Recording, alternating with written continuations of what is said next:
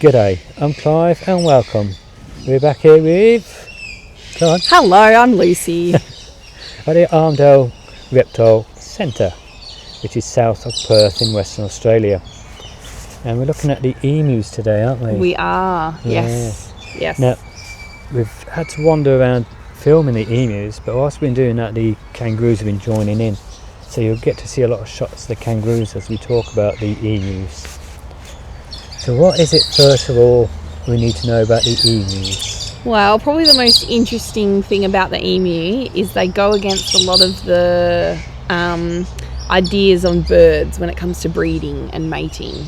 So with birds, you tend to think of the boy is pretty and wants to attract his mates, and he does a lot of work to get the female.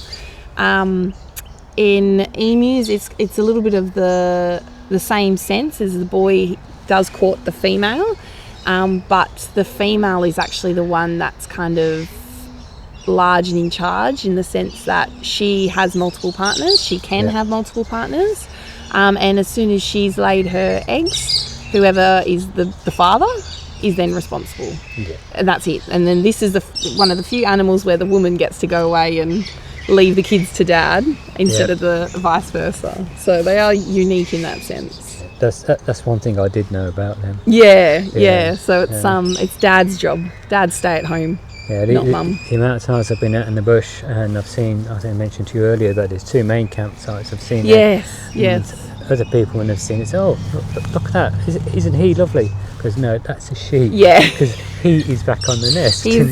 Or they see one emu with half a dozen chicks or so, and they're like, "Oh, she's a good mum." And I'm like, "No, he's a good dad." He's a good dad. Yes. He's a very good dad. Yeah. So that's probably the most interesting thing about emus. So go one for feminism in that sense, I guess. Otherwise they are Australia's largest flightless bird. They're second only to the ostrich in the world as well. So they do have remnants of their wings. So sometimes when you see them, particularly when it's hot, you may see like little dangly bits coming down from towards their stomach. That is just the remnants and the leftovers of their wings. But on the videos, I noticed when I was filming the clips of the emus, you could actually see these coming down. Just only about this big. So keep your eyes open. You've probably seen it now walk by. Yeah. But otherwise, no, unfortunately they don't fly anymore. I can imagine one of them flying over and messing on you. That's not good luck, is it, for you? No, but I can tell you what, they can run. Yes. They can certainly run very quickly and very far. And I don't know how many people would have seen them out in the bush, but they also are a bit silly when it comes to road sense, and they'll run down the road instead of to either side, and you could be following this emu for about 10 minutes before it decides that it's, maybe I'll just go off to the left here a bit, give way. That's it. How fast can they run? Honestly, I don't know in kilometres per hour, but it is very quick. Very quick. It can be very quick. They can keep up with cars to a degree. Yeah. So, but they are more, they're like anything. They can go long distances. They're naturally able to go very long distances over a long period of time, as opposed to go quickly over short distances sort of thing. So they do roam quite a lot around. And so they do end up also, unfortunately, getting stuck along fence lines and things like that, particularly if their fence lines are through and along their migration routes. So there's unfortunately a few instances of that happening where they do get stuck along fence lines and then perish, unfortunately. Bloody humans. Yes. Yeah. Yes. They're back to the old-fashioned wooden fences. Yes. There's a very notorious vermin fence. Towards the east that is bad for it. And there can be, and in drought years there can be hundreds of emus that perish along that fence because they just cannot get to their migratory routes further to the west and the south sort of thing. They do wander quite far and wide, but they do also have their areas which they tend to maintain. But they can wander. So when they mate, do they come back to the same spot or wherever they are at the time? Oh, they can go to different places. They don't necessarily have to come back to the same spot, and they certainly don't necessarily come back to the same partner. Yeah. Like I said before, females can have multiple partners, but she can have multiple partners that she actually lays eggs to. So she may, if it's early enough in the season that she lays a clutch of eggs, she may have another partner and lay another clutch of eggs, sort of thing. So because she doesn't have to care for them, she can just keep going. She doesn't necessarily have to stop, sort of thing. They tend to peak mating is like end of autumn, start of winter. That tends to be when they do peak mating and laying. And she can lay anywhere from about 8 to even 20 eggs. So when you say between August and winter... Autumn and winter, yeah. Autumn and winter, sorry. Yeah.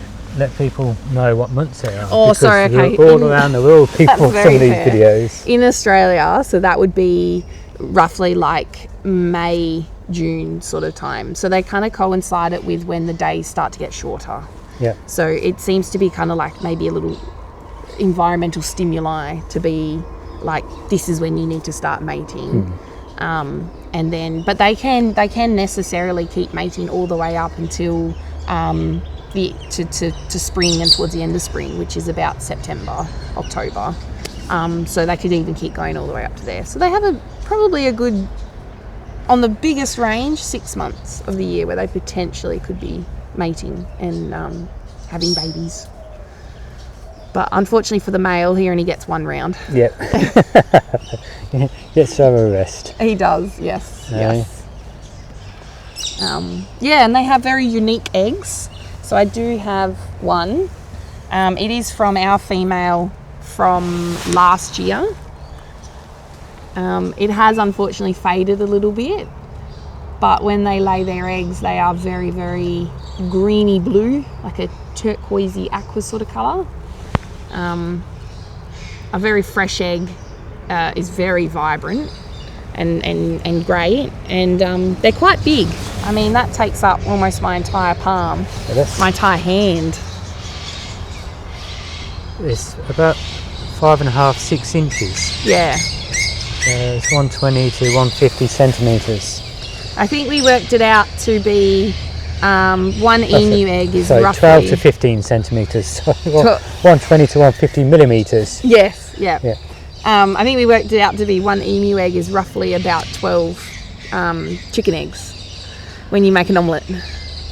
12 regular or 12 large ones? No, like normal. Not the sort of regular size. Yeah, not like jumbos or anything like that. Yeah. The egg yolk of an emu egg is like, it's the size of my palm. It's huge. And they are edible. Like people can, emus, I don't think it's so big anymore, but emus used to be farmed for their eggs and for their meat. Yeah. I don't know of any more emu farms operating, at least in WA. There used to be one actually local to here. Yeah, when I first came to Australia to visit family in '84, I noticed a few of them when I was here. Since I've been here, I don't know why. 21 years they've been gone. I don't know if it's the demand. Maybe there wasn't enough demand for it or something, but they just stopped. Yeah. And that's where we suspect our female emu has come from. Was an emu farm originally, because she has no claws. So it was common practice for them to declaw their animals basically it was just for human safety. And I guess potentially that if there was any mating and the pair they put together didn't like each other, there was not going to be, death. So we suspect she may have come from an emu farm because she has had her claws removed, which is not a good thing. Not nice, a claw's being removed, but it's nice that she's not there anymore. And especially when breeding season comes around, she can certainly turn defensive of her eggs, which is slightly unusual because usually it's the male is the one that defends and looks after, but she's never been with a male. She's never had a male around, so I don't know, she feels like she needs to take on all the roles. Taking the responsibilities. Well, I was a single parent for nearly 17 years I was as a male, so Yeah. yeah. Yes.